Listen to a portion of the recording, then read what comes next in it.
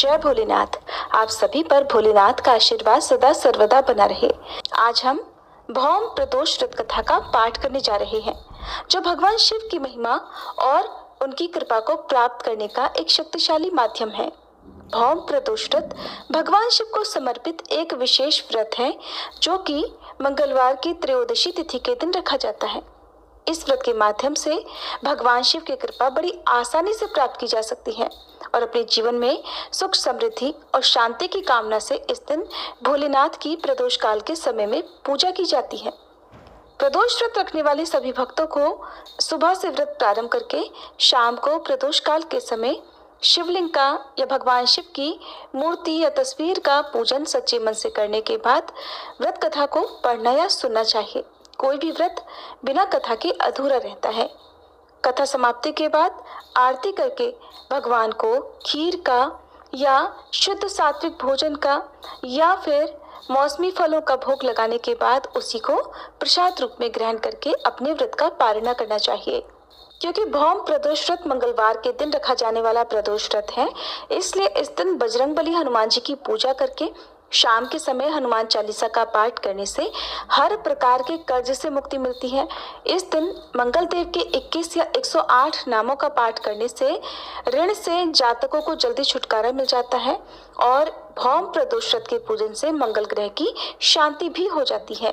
तो चलिए शुरू करते हैं भौम प्रदोष व्रत कथा, और कथा के अंत में आप ऋण मोचक मंगल स्तोत्र का पाठ भी सुनेंगे। भौम प्रदोष व्रत की कथा के अनुसार एक समय की बात है, एक नगर में एक वृद्धा रहा करती थी। उनका एक ही पुत्र था और वृद्धा हनुमान जी की बड़ी सच्ची भक्त थी। हनुमान जी पर उनकी गहरी आस्था थी। हर मंगलवार को नियम पूर्वक व्रत रखकर वह वृद्धा हनुमान जी की आराधना किया करती थी। एक बार हनुमान जी ने अपनी उस वृद्ध महिला भक्त की श्रद्धा का परीक्षण करने का विचार किया। तब हनुमान जी एक साधु का वेश धारण करके वृद्धा के घर पर गए और पुकारने लगे, है कोई हनुमान भक्त जो हमारी इच्छा पूर्ण करे? आवाज उन वृद्धा के कानों में पड़ी। पुकार सुनकर वृद्धा जल्दी से दौड़ी दौड़ी बाहर आई और साधु महाराज को देखा तो उन्हें हाथ जोड़कर प्रणाम करके बोली, आज्ञा दीजिए महाराज। हनुमान वेशधारी साधु बोले, मैं भूखा हूँ, भोजन करूंगा, आप थोड़ी जमीन लीप दो। साधु की बात सुनकर वृद्धा दुविधा में पड़ गई, इसलिए हाथ जोड़कर बोली, महाराज लीपने और मिट्टी खोदने के अलावा आप कोई दूसरी आज्ञा दीजिए, वह आज्ञा मैं अवश्य पूर्ण करूंगी। तब साधु ने 3 बार वृद्धा से प्रतिज्ञा करवाई और प्रतिज्ञा कराने के बाद कहा, जा तू अपने बेटे को बुला, मैं उसकी पीठ पर आग जलाकर भोजन पकाऊंगा। साधु की बात सुनते ही वृद्धा तो घबरा गई, परंतु वह प्रतिज्ञा कर चुकी थी, इसलिए वह नियमबद्ध थी।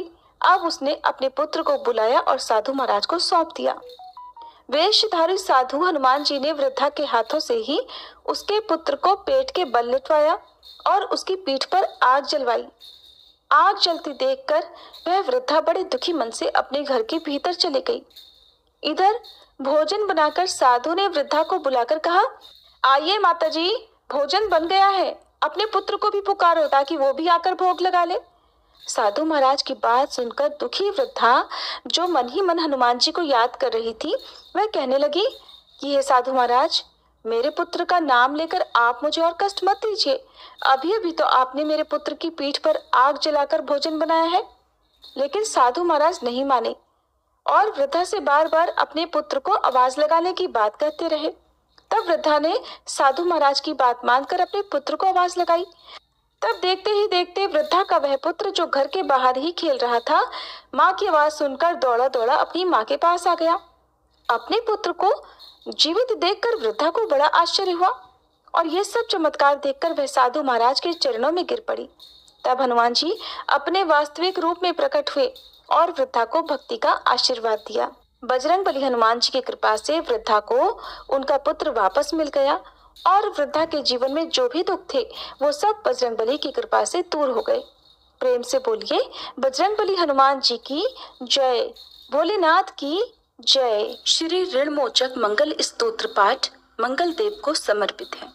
इस स्तोत्र के पाठ से कर्ज से मुक्ति मिलती है, आर्थिक समस्याएं दूर होती हैं। इस स्तोत्र में मंगल देव जी के सभी 21 नामों का वर्णन मिलता है। मंगल देव का संबंध हनुमान जी से है और हनुमान जी सभी प्रकार की समस्याओं से छुटकारा दिलाने वाले देवता माने जाते हैं। ऋण मोचक मंगल स्तोत्र का पाठ जो भी मनुष्य करता है उस पर मंगल भगवान प्रसन्न होकर उसे धन धान्य प्रदान कराते हैं। वह मनुष्य कुबेर भगवान की तरह धन संपत्ति का स्वामी बन जाता है। वह मनुष्य हमेशा युवा रहता है और उसे रोग और कर्ज से भी मुक्ति मिलती है। तो प्रिय श्रोताओं, अब सुनिए ऋण मोचक मंगल स्तोत्र पाठ हिंदी में। हे मंगल देव, शास्त्रों में आपके जो नाम बताए गए हैं उनमें पहला नाम मंगल, दूसरा भूमिपुत्र जिनका जन्म पृथ्वी से हुआ, तीसरा ऋणहर्ता यानी कर्ज से मुक्ति दिलाने वाला, चौथा धनप्रद यानी धन को देने वाले, पांचवा स्थिरासन यानी जो अपने आसन पर अडिग रहते हैं, छठा महाकाय यानी जो बहुत बड़े शरीर वाले हैं, सातवां नाम सर्व कमावरोधक यानी कार्य में आने वाली सभी बाधाओं को दूर करने वाला है। हे मंगल देव, आपके नामों में आठवां नाम लोहित, नवां लोहितांग, दसवां साम का नाम यानी कृपा करने वाले, जिसका अर्थ सामग ब्राह्मणों के ऊपर अपनी कृपा दृष्टि को रखने वाला है, 11वां धरात्मज यानी पृथ्वी के गर्भ से उत्पन्न होने वाला, 12वां कुज, 13वां भौम, 14वां भूतिद यानी ऐश्वर्य को देने वाला, 15वां भूमि नंदन यानी पृथ्वी को आनंद देने वाला है। हे मंगल देव, आपके नामों में 16वां नाम अंगारक, 17वां यम, 18वां सर्वरोग पहारक अर्थात समस्त तरह की कठिनाइयों को दूर करने वाला, 19वां वृष्टिकर्ता अर्थात वृष्टि करने वाले यानी वर्षा कराने वाला, 20वां नाम वृष्टिहर्ता अर्थात बारिश न होने के कारण अकाल लाने वाला और 21वां नाम सर्व काम फलप्रदा अर्थात संपूर्ण कामनाओं का फल देने वाला है। हे मंगल देव, जो मनुष्य आपके इन 21 नामों का वाचन सच्चे मन और विश्वास से करता है उस मनुष्य के ऊपर कभी ऋण यानी कर्ज नहीं होता है और वह अथाह धन की प्राप्ति करता है। हे मंगल देव, आपकी उत्पत्ति पृथ्वी के गर्भ से हुई है। आपकी आभा आकाश में कड़कड़ाने वाली दामिनी अर्थात आकाश में चमकने वाली बिजली के समान है। सभी तरह की शक्ति को धारण करने वाले कुमार मंगल देव को मैं नतमस्तक होकर प्रणाम करती हूँ। हे मंगल देव, आपके मंगल स्तोत्र का पाठ मनुष्य को हमेशा अपने मन में किसी भी तरह के विकार को दूर कर और अपनी पूर्ण श्रद्धा और आस्था के साथ करना चाहिए। जो भी मनुष्य इस मंगल स्तोत्र का पाठ करता है और दूसरों को सुनाता है उसके सभी कष्ट दूर हो जाते हैं। हे अंगारक अर्थात अग्नि की ज्वाला से जलने वाले, महाभाग अर्थात पूजनीय, ऐश्वर्यशाली, भक्तों के प्रति वात्सल्य यानी प्रेम रखने वाले, आपको हम नतमस्तक होकर प्रणाम करते हैं। आप हमारे ऊपर किसी दूसरे से लिया हुआ उधार को पूर्ण करवा कर्ज को हमेशा के लिए दूर कर दीजिए। हे मंगल देव, मेरे ऊपर किसी दूसरे का कोई बकाया हो तो उसे समाप्त कर दीजिए। किसी भी तरह की व्याधि हो तो उसे भी दूर कीजिए। हे मंगल देव, मेरी गरीबी को दूर कर अकाल मृत्यु के भय को दूर कीजिए। मुझे किसी भी तरह का डर, क्लेश और मन में दुख हो तो उसे भी हमेशा के लिए दूर कर दीजिए। हे मंगल देव, आपको संतुष्ट करना बहुत ही कठिन है। आप तो मुश्किल से प्रसन्न होने वाले भगवान मंगल देव हैं। आप जब किसी पर भी अपनी कृपा की बारिश करते हैं तो उसे समस्त प्रकार के सुख समृद्धि प्रदान कर देते हैं। जब आप किसी पर नाराज होते हैं तो उसकी सार्वभौम सत्ता को भी तहस नहस कर डालते हैं। हे महाराज, आप जब भी किसी से नाराज होते हैं तो अपनी अनुकृपा दृष्टि से उसे हीन कर देते हैं। आप अप्रसन्न होने पर ब्रह्मा जी, इंद्रदेव और श्री विष्णु जी के भी साम्राज्य संपत्ति को नष्ट कर सकते हैं। फिर मेरे जैसे साधारण मनुष्य की तो बात ही क्या है। प्रभु, आप सबसे शक्तिशाली और सबसे बड़े राजा हैं। हे भगवान, मैं आपसे प्रार्थना करती हूँ कि आप मुझे संतान के रूप में पुत्र प्रदान करें। मैं आपके द्वार पर आई हूँ। आप मेरी मनोकामना को पूर्ण करें। मेरे ऊपर किसी भी तरह से किसी दूसरे से उधार लिया हुआ धन न रहे। मुझे कभी दूसरों के आगे हाथ फैलाना न पड़े। मेरी गरीबी को दूर कीजिए और मेरे सभी तरह के कष्ट और क्लेशों का नाश कीजिए।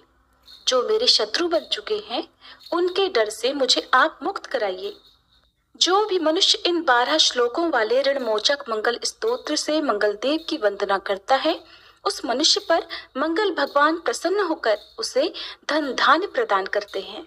वह मनुष्य कुबेर भगवान की तरह धन संपत्ति का स्वामी बन जाता है। वह मनुष्य हमेशा युवा रहता है। श्री ऋणमोचक मंगल स्तोत्र के उच्चारण मात्र से मनुष्य को किसी भी तरह के कर्ज से मुक्ति मिल जाती है। अगर कोई मनुष्य अपने जीवन काल में अपनी आवश्यकताओं की, अपनी कामनाओं की पूर्ति के लिए किसी दूसरे मनुष्य से कर्ज लिया होता है और किसी कारणवश कर्ज चुका पाने में असमर्थ हो जाता है, तो उसे ऋणमोचक मंगल स्तोत्र का पाठ करना चाहिए। कर्ज में डूबे हुए मनुष्य इस ऋणमोचक मंगल स्तोत्र का जाप श्रद्धा और विश्वास के साथ से नियमित रूप से करता है तो उसे कर्ज से मुक्ति मिल जाती है। ऋणमोचक मंगल स्तोत्र पाठ समाप्त। सभी मिलकर प्रेम से बोलिए, मंगल देव की जय। जय गणेश गिरिजा सुवन, मंगल मूल सुजान, कहत अयोध्या दास तुम, देहु अभय वरदान। जय गिरिजापति दीन दयाला, सदा करत संतन प्रतिपाला। भाल चंद्रमा सोहत नीके, कानन कुंडल नाग फनी के। अंग गौर शिर गंग बहाए, मुंड माल तन क्षार लगाए। वस्त्र खाल बाघंबर सोहे, छवि को देखी नाग मन मोहे। मैना मातु की हवे दुलारी, बाम अंग सोहत छवि न्यारी। कर त्रिशूल सोहत छवि भारी, करत सदा शत्रुन क्षयकारी। नंदी गणेश सोहे तह कैसे, सागर मध्य कमल है जैसे। कार्तिक श्याम और गणुराऊ, या छवि को कहीं जात न काऊ। देवन जब ही जाय पुकारा, तब ही दुख प्रभु आप निवारा। किया उपद्रव तारक भारी, देवन सब मिली तुम ही जुहारी। तुरत षडानन आप पठायो, लव निमेष मह मारी गिरायो। आप जलंधर असुर संहारा, सुयश तुम्हार विदित संसारा। त्रिपुरासुर सन युद्ध मचाई, सब ही कृपा कर लीन बचाई। किया तपहि भगीरथ भारी, पूरब प्रतिज्ञाता सुपुरारी। दानिन मह तुम सम को नाही, सेवक स्तुति करत सदाही।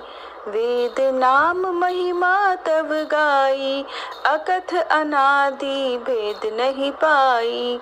प्रकटी उदधि मंथन में ज्वाला, जरत सुरासुर भये विहाला। कि नहीं दया तह करी सहाई, नीलकंठ तब नाम कहाई। पूजन रामचंद्र जब कीन्हा, जीत के लंक विभीषण दीन्हा। सहस कमल में हो रहे धारी, कीन्ह परीक्षा तब ही पुरारी। एक कमल प्रभु राखे उजोई, कमल नयन पूजन चह सोई। कठिन भक्ति देखी प्रभु शंकर, भय प्रसन्न दिए इच्छित वर। जय जय जय अनंत अविनाशी, करत कृपा सबके घटवासी। दुष्ट सकल नित मोहि सतावे, भ्रमत रहो मोहि चैन न आवे। त्राहि त्राहि में नाथ पुकारो, यही अवसर मोहि आन उबारो।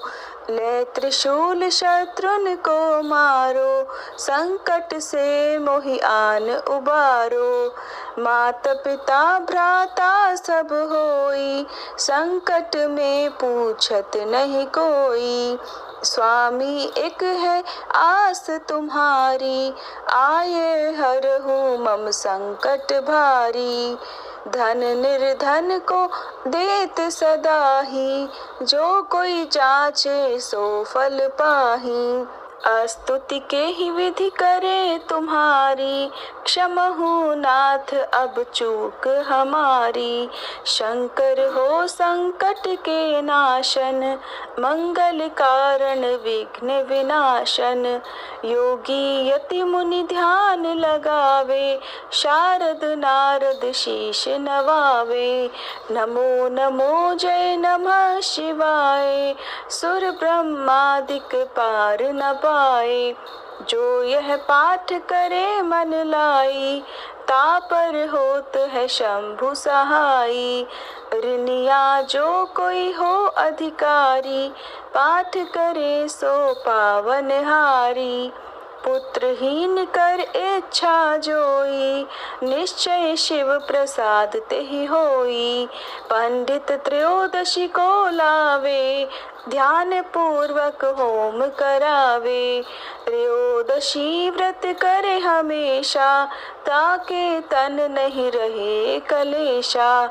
धूप दीप नैवेद्य चढ़ावे, शंकर सम्मुख पाठ सुनावे। जन्म जन्म के पाप नसावे, अंत धाम शिवपुर में पावे।